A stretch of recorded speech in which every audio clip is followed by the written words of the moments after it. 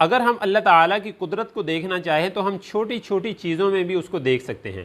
مثال کے طور پہ یوں تو اللہ تعالیٰ نے بہت ساری مخلوقات بنائی ہیں، لیکن اللہ تعالیٰ نے ایک نابینا مخلوق بنائی ہے، اس کا نام ہے دیمک۔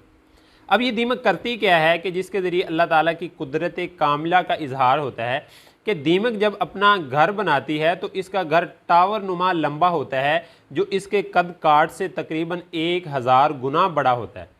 اچھا، یہ نابینا ہے اور اتنا لمبا گھر بناتی ہے، پھر ہم دیکھتے ہیں کہ اوپر سے یہ گھر تو بند ہے، اس کے گھر کے اندر بھول بھلائیاں جس طرح ہوتی ہیں اس طرح راستے ہوتے ہیں، پھر پانی کے گزرنے کا نہری راستہ بھی بنتا ہے، پھر ہوا کے گزرنے کا بھی راستہ بنتا ہے۔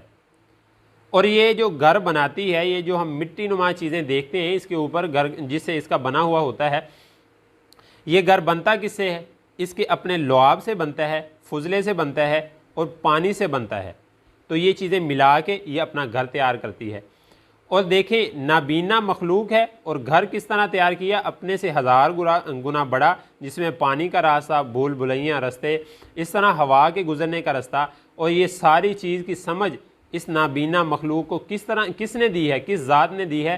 یقیناً یہ اللہ تعالیٰ کی قدرت کاملہ ہے اور اللہ تعالیٰ کی کاراگری ہے، جو ہم واضح طور پر اس دیمک کی مخلوق کے اندر اور اس کی کاراگری کے اندر ہم دیکھ سکتے ہیں۔